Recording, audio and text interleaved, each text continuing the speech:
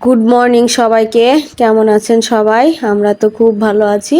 এই তো সকালকার খাওয়া দাওয়া শেষ করে দুপুরে যা যা রান্না করব সব কিছু একদম কেটে ধুয়ে পরিষ্কার করে নিয়েছি। আজকে আমি আলু দিয়ে মুরগির মাংসের ঝোল করব। এখানে একটা গোটা মুরগি আছে, আলুগুলো কেটে লবণ হলুদ দিয়ে মেখে রেখেছি, পেঁয়াজ কুচি রয়েছে আর চাক চাক করে আলু কুচি রয়েছে। মুসুরের ডাউলটা কড়াইতে তুলে দিয়েছিলাম, মুসুরের ডাউলটা ফুটে গেছে। এখন আমি ডাউলটা ফোড়ন করে নেব। প্রথমে আমি মাংসটা ম্যারিনেট করে নেব বেশ খানিকক্ষণ সময়ের জন্য। মাংসের মধ্যে কুচি করা পেঁয়াজগুলো আমি দিয়ে দিলাম। গোটা পেঁয়াজটা আমি দেব না, একটু রেখে দেব। যখন আমি মাংস রান্না করব তখন তেলে ভেজে নেব এগুলো। পেঁয়াজ কুচিটা দেওয়ার পরে দিয়ে দিচ্ছি স্বাদ অনুযায়ী লবণ, তারপরে দিয়ে দিলাম হলুদের গুঁড়ো, তারপরে দিয়ে দিলাম লঙ্কার গুঁড়ো। লঙ্কার গুঁড়োটা খুব বেশি দেব না, যেহেতু ঝাল একটু কমই খাই। তারপরে দিয়ে দিচ্ছি আদা বাটা এবং রসুন বাটা, আর দিয়ে দেব পরিমাণ মতো সরিষার তেল। মাংস রান্না, যে কোনো মাংস রান্না কিন্তু সরিষার তেল দিয়ে করলে খেতে ভালো লাগে। মাংসটা আমি এখন মেখে নিচ্ছি। মেখে নেওয়ার পর বেশ খানিকক্ষণ সময় আমি চাপা দিয়ে ঢেকে রেখে দেব। ম্যারিনেট করা মাংস যত বেশি সময় রাখবেন মাংসটা খেতে কিন্তু তত বেশি ভালো লাগবে। ব্যাস, মাংসটা আমার মাখানো হয়ে গেছে। এখন আমি একটা ঢাকনা দিয়ে কিছু সময়ের জন্য ঢেকে রেখে দিচ্ছি। এদিকে আমি কড়াইতে তেল দিয়ে দিয়েছি, একটা তেজপাতা ছিঁড়ে দিয়েছি আর পাঁচফোড়ন দিয়ে দিলাম। কেটে রাখা পেঁয়াজ কুচিটাও দিয়ে দিয়েছি। পেঁয়াজ কুচিটা লাল লাল করে ভেজে আমি ডাউলটা ফোড়ন করে নিয়েছি। দেখুন খুব সুন্দর কিন্তু কালার এসছে। ডাউলটা নামিয়ে নিলাম।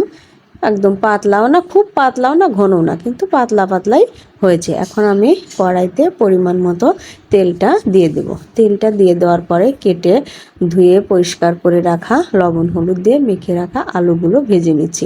আলুগুলো যখন ভাজবো তখন আমি কিন্তু ঢাকনা দিয়ে ঢেকে দিয়ে ভেজে নেব।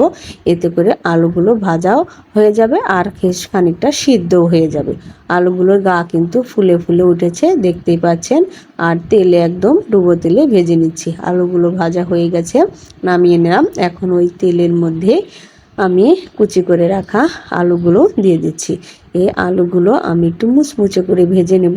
যেগুলো ভাজা ভাজা হয়ে গেছে সেগুলো তুলে রাখছি, আর যেগুলো একটু কম ভাজা আছে সেগুলো তেলের উপর দিয়ে ঘুরিয়ে ঘুরিয়ে ভেজে নেব। ব্যাস, আলুটা আমার ভাজা হয়ে গেছে। দেখুন বাটিটা কখন যেন ফেটে গেছে দেখিনি, হয়তো আমার ছেলে কখন ফাটিয়েছে বুঝতেই পারিনি। এখন আমি আলুগুলো ভাজা একদম রেডি করে রেখে দিলাম, মুচমুচে করেই ভেজে নিয়েছি। এই যে কড়াইতে পাঁচফোড়ন দিয়ে দিয়েছি। পাঁচফোড়নটা দিয়ে দেওয়ার পরে পেঁয়াজ কুচিটাও দিয়ে দিয়েছি। পেঁয়াজ কুচিটা দিয়ে আমি একটু পেঁয়াজটা লাল লাল করে ভেজে নেব। ভেজে নেওয়ার পরে ম্যারিনেট করা যে মাংসটা আছে মাংসটা ঢেলে দিলাম। মাংসটা কিন্তু আজকে আমি খুব ভালোভাবে কষিয়ে নেব। মাংসটা কষানো যত ভালো হবে মাংসের স্বাদটাও তত বেশি হবে। মাংসটা কষানোর সময় আমি যে ভেজে রাখা আলুগুলো ছিল আলুগুলো কিন্তু দিয়ে দেব।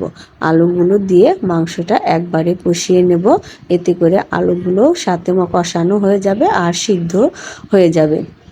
ব্যাস, মাংসটা আমি তেল উঠে আসার আগ পর্যন্ত কষিয়ে নিয়েছি। যেহেতু কাঁচা পেঁয়াজ দিয়ে মাংসটা আমি মেখে নিয়েছি সেই জন্য মাংসটা কিন্তু খুব ভালোভাবে কষানো লাগবে। ব্যাস, মাংসটা আমার এই যে কষানো হয়ে গেছে, তেলটাও কিন্তু উপরে উঠে আসছে, কালারটাও বেশ চেঞ্জ হয়ে গেছে। মাংসটা যখন কষানো হয়ে যাবে তখন কিন্তু একটু ফুটতে শুরু করবে, তখন বুঝতে হবে যে মাংসটা কষানো হয়ে গেছে। পরিমাণ মতো ঝোলটা আমি দিয়ে দিলাম। ঝোলটা দেওয়ার পরে বেশ খানিকক্ষণ ঢাকনা দিয়ে ঢেকে রেখে নামানোর আগ দিয়ে মশলা বাটাটা দিয়ে দিলাম। ব্যাস, রেডি হয়ে গেছে আমার মাংসর ঝোল। আলুটা কিন্তু খুব সুন্দর সিদ্ধ হয়ে গেছে। এই যে দেখুন, এখন আমি লো হিটে 2 মিনিটের জন্য গ্যাসের চুলার উপর রেখে দেব। ব্যাস, রেডি হয়ে গেছে আমার মাংসের ঝোল। কালারটা দেখুন কত সুন্দর এসছে। মুসুরের ডাউল রয়েছে পাতলা করে, আর রয়েছে আলু ভাজি। রাইস কুকারে ভাতটা হচ্ছে। এই তো আজকে ছিল আমার দুপুরের খাবার। ব্যাস, ভিডিওটি যদি ভালো লেগে থাকে চ্যানেলটি লাইক এবং সাবস্ক্রাইব করে সঙ্গে থাকুন। ধন্যবাদ সবাইকে, অনেক অনেক ভালো থাকবে।